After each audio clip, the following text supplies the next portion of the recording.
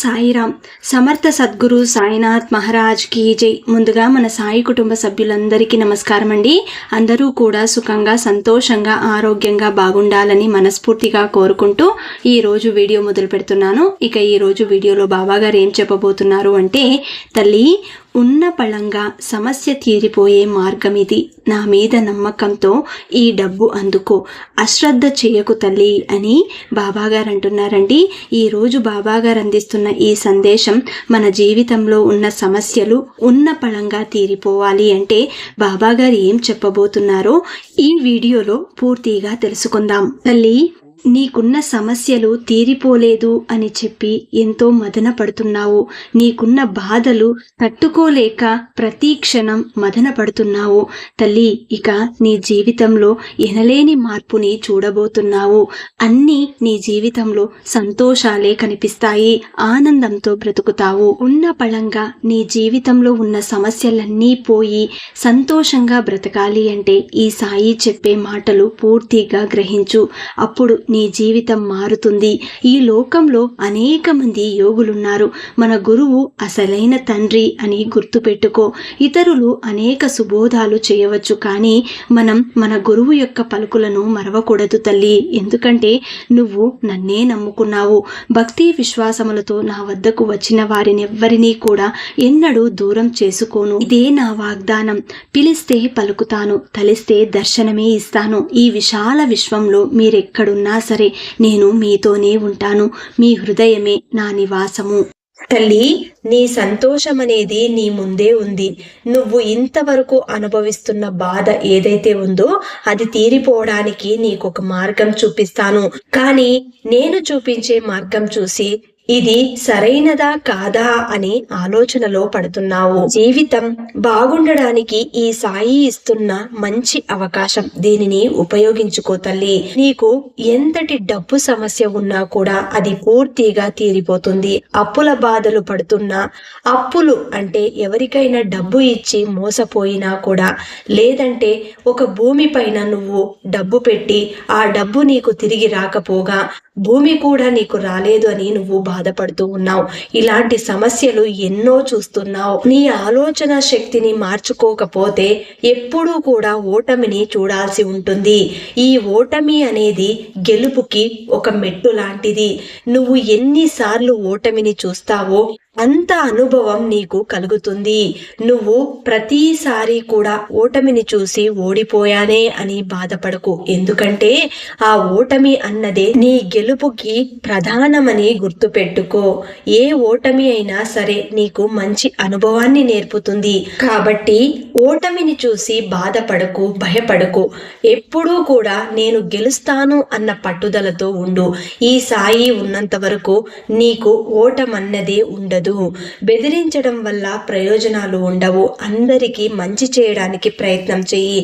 నేనే గొప్ప అన్న అహం ఎప్పుడూ కూడా నీలో రానివ్వకూడదు. ఎందుకంటే నువ్వు మంచివాడివిలా నటిస్తే అది నీకే ముప్పుగా మారుతుంది. కాబట్టి అందరితోనూ ప్రేమగా మసులుకో. నీ జీవితం పట్ల బాధ్యతగా ఉండు. ఏ కోరిక కోసం నువ్వు తపన పడుతున్నావో, డబ్బు సమస్య నీకు తీరిపోవాలి అంటే ముందు నువ్వు చేయవలసింది ఆ సమస్య నుండి బయటపడడానికి మార్గం వెతుక్కోవాలి. నేను ఏ పని చేస్తే ఆ పనిలో నాకు సక్సెస్ అనేది దొరుకుతుంది అన్నది నువ్వు ఆలోచించాలి. ముందు ఆ డబ్బు సమస్య ఎలా పోగొట్టుకోవాలి, డబ్బు సంపాదించాలంటే నాకు ఏదైనా మార్గం కావాలి, ఆ మార్గం నేను ఏ విధంగా ఎంచుకోవాలి అన్నది నువ్వు 1కి 4 సార్లు ఒక అంచనా వేసుకో. నీ చుట్టూ ఎవరైనా నీ మనసుకి నా ఆత్మీయులు అని అనిపిస్తే అలాంటి వారితో నీ బాధ్యతంతా చెప్పుకో. నీ బరువుని కాస్త తగ్గించుకో. వారు నీ ఆత్మీయులు కాబట్టి నీకు మంచి చేయాలని చూస్తారు. నీ మంచి మాత్రమే కోరుకుంటారు. కాబట్టి అలాంటి వారితో నీ బాధ్యత గురించి చెప్పి నీ పని ఏ విధంగా ప్రారంభిస్తే నువ్వు సక్సెస్ అవుతావో వారి దగ్గర సలహా తీసుకో. అలాంటప్పుడు ఈ సలహా ఇస్తున్నది సాక్షాత్తు నా సాయినే అని నువ్వు గుర్తుంచుకోవాలి. ఎందుకంటే అందరిలోనూ నేనుంటాను. ఎవరైతే నన్ను మరచిపోకుండా ప్రతి క్షణం నా ధ్యానంలో ఉంటారో, నా నామ చింతనలో ఉంటారో, అలాంటి వారిలో నేనెప్పటికీ కొలువై ఉంటాను.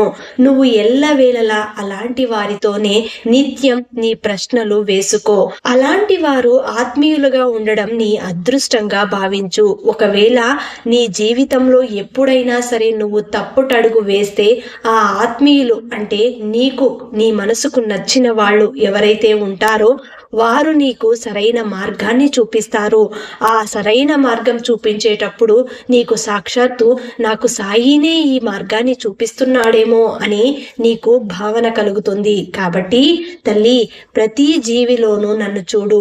నువ్వు నిత్యం మంచితనాన్ని అంటిపెట్టుకొని శ్రద్ధ సబూరితో, సహనంతో, ఓర్పుతో, అన్న మాటలు పట్టించుకోకుండా నిత్యం నువ్వు నా ధ్యానంలో ఉన్నట్లయితే నీకు ఎలాంటి హాని కలగదు. నీ చుట్టూ ఉన్న వాళ్ళల్లో నిష్కారణంగా నీ వెనకాల మాట్లాడినా కూడా ఆ మాటల గురించి నువ్వు అస్సలు ఆలోచించకు. ఎందుకంటే ఆ మాటలన్నీ నీకే అని నువ్వెందుకు అనుకుంటున్నావు?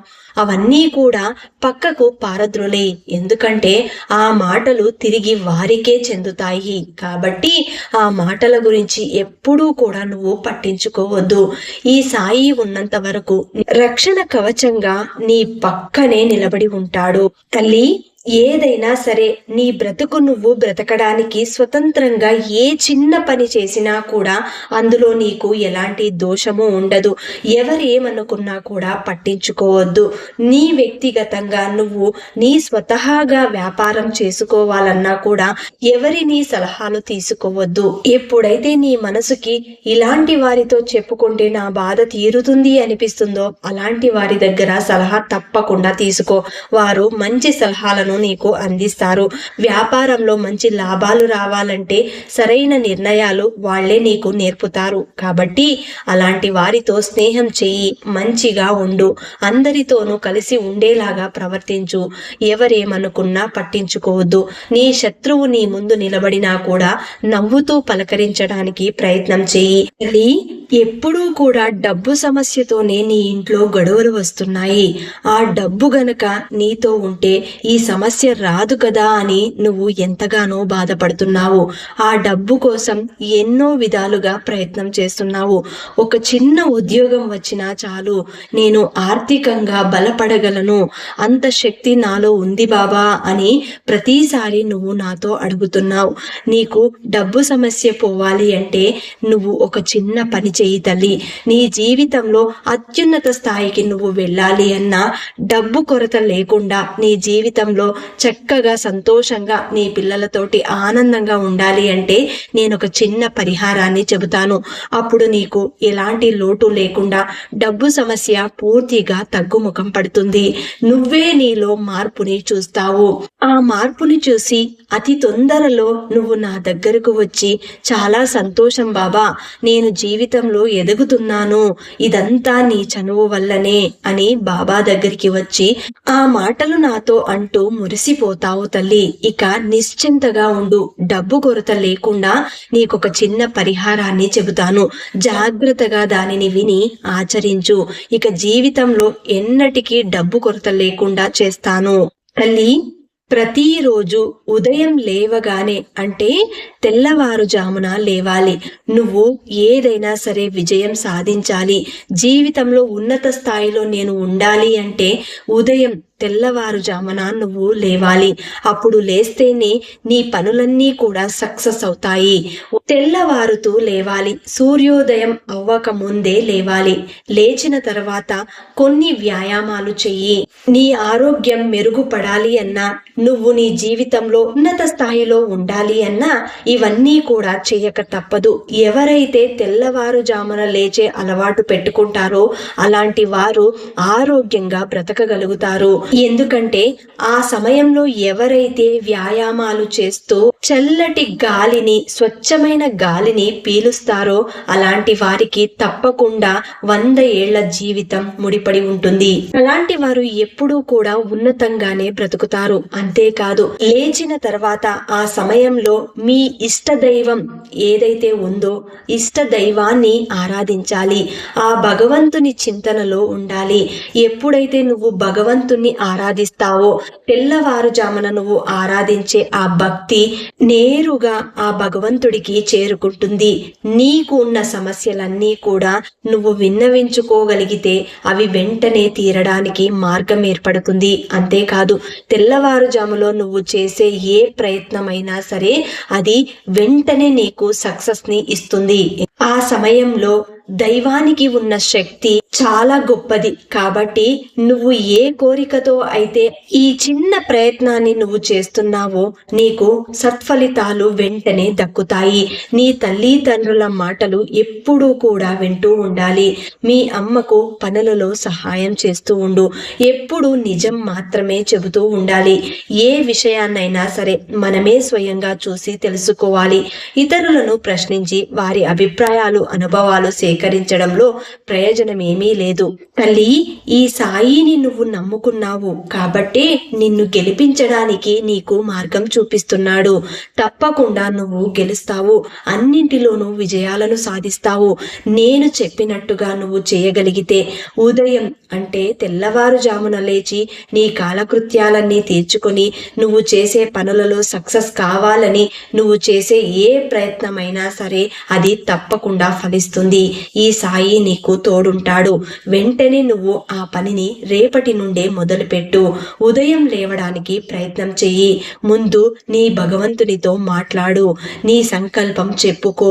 ప్రతిదినం కనీసం అంటే గంట సేపు నువ్వు వ్యాయామంలో, ధ్యానంలో మునిగి ఉండాలి. అప్పుడే నీకు అన్నింటిలోనూ సత్ఫలితాలు పొందుతావు. నువ్వు ఏ డబ్బు సమస్యతో అయితే బాధపడుతున్నావో అది కూడా వెంటనే తీరడానికి నీకు మార్గం చూపిస్తాను. తల్లి, నీ బాధలు చెప్పుకుంటూ నా సన్నిధి దాకా రానక్కర్లేదు. నేనే స్వయాన నా బిడ్డల దగ్గరికి వస్తాను. కాబట్టి నువ్వు నిఠారుగా కూర్చుని నీకు ఏం కావాలో, నీ మనసులో ఏముందో అది నాతో తెల్లవారుజామున చెప్పుకో. అంతేకాదు, శ్రద్ధా సబూరితో మెలగాలి. సాయి సత్యాన్ని అంటిపెట్టుకొని ఉండాలి. అప్పుడే నువ్వు అన్నింటిలోనూ విజయాలను సాధిస్తావు. మరి ఈ రోజు బాబా గారు అందించిన ఇంత గొప్ప సందేశాన్ని ఎవ్వరూ కూడా మిస్ చేసుకోకుండా ప్రతి ఒక్కరికి ఈ సందేశాన్ని అందేలాగా షేర్ చేయండి, లైక్ చేయండి. మళ్ళీ రేపటి వీడియోలో కలుసుకుందాం. అంతవరకు సెలవు. సర్వే జనా సుఖినో భవంతు. సర్వం శ్రీ సాయినాథార్పణమస్తు.